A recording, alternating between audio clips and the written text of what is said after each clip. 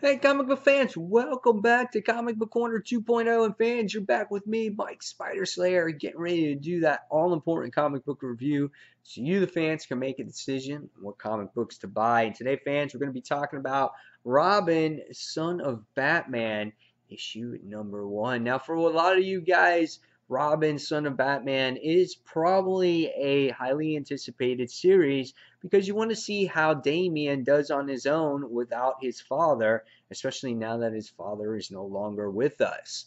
So when we last left off in the Batman and Robin series, we got to see Damian.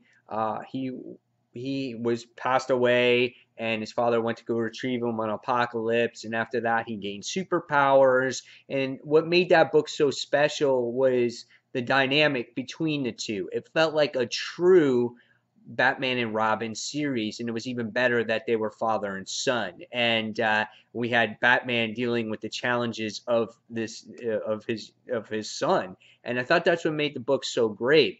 So how is Robin going to stand out now that he's by himself with no sidekick? I'll let you guys know how I feel about that. So this book is written by I think it was it Patrick Gleason. Make sure that was Patrick Gleason, and he also did the artwork on here. So he had double duties in this. Really cool cover. I like the cover there. We got his man bat. Goliath is on there. He's got this sword in his hand, and so I like the cover art. The interior art was really well done. The colors really pop at you, like the facial expressions that Damian has here. It's a cool page where he's just popping this guy. His name is Bush or Ambush or whatever it is in the face, and it was really cool. And then there's some like demonic like looking pictures in this book as well.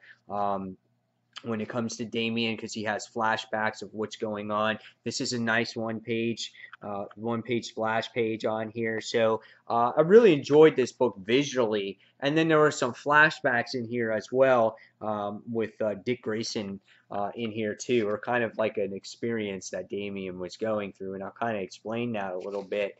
But overall, the artwork was really well done, and I enjoyed this book visually. So what was this book about that I like the story? Am I going to keep continuing to read this? First off, we wind up seeing the story a little bit here. We have Damien, and he's in the area known as, I think it's Baalia. I don't know. I'm horrible at pronunciations. And he's going to rescue Goliath, which is the man bat, or if that's what you want to call him, or whatnot.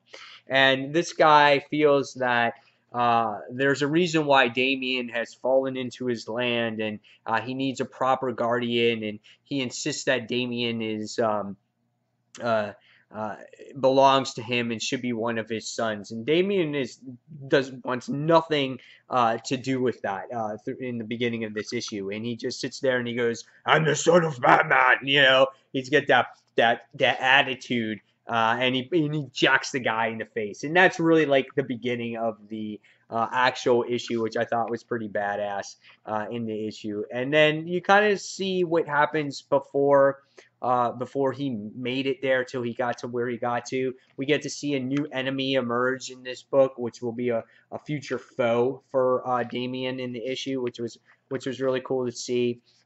And then what happens is we wind up seeing Damien break out of this facility or wherever he's at with Goliath.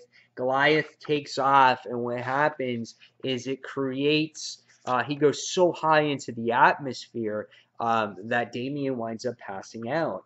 And what happens is he winds up flashing back and seeing, Dick Grayson in there and him being blamed for his father's death. And he's seeing all these hallucinations while he's like passed out. And he gets to see flashbacks of how he was on Apocalypse. And it was a really cool event to see. And they kept on talking about this thing of Year of the Blood or whatnot. And what happens at the end of this issue is we wind up seeing that Damien's got to do. I don't want to give away too much, but he's got to make things right. Let's just say. And then at the end of this issue, it looks like we see Talia at the end of this issue being attacked by somebody. I'm not too sure because, again, I don't have that rich history of DC that maybe some of you guys have because I started reading DC on a regular basis since the New 52. So I'm not as rich in the history there. So if you guys want to tell me who that symbol symbolizes there, that's attacking, which I think is Talia, then let me know. So after reading this book, I really enjoyed it. I liked it. I love the artwork in here. I like Damien's personality. I kind of didn't expect it to open up this way. I don't know how I would have expected it to be. Maybe back in the Batcave or whatnot. I didn't expect Damien to be on his own and throughout this mission already. And but it'll be interesting to see what Robin does or Damien does on his own. But I will definitely miss Batman not being on this title because I think that's what made the book so good. And we'll get to see this new villain, and she's a daughter of a particular, of a supervillain that we've seen before. And it was an interesting book. It didn't blow me out of the water. I didn't think the storytelling was like fantastic, but I thought it was a very solid book. I'm going to give it 3.75 stars out of 5. Good, solid issue. It definitely shows promise, and we'll see where it goes from here. So, guys, in the comments below, tell me what you thought of Robin, son of Batman. Do you prefer Damien on his own, or do you prefer Damien with his father? So, guys, as always, thank you for watching Comic Book Corner 2.0. Until that next comic book review, fans, this is Mike Spider Slayer signing off. Thanks for watching, guys. See you soon.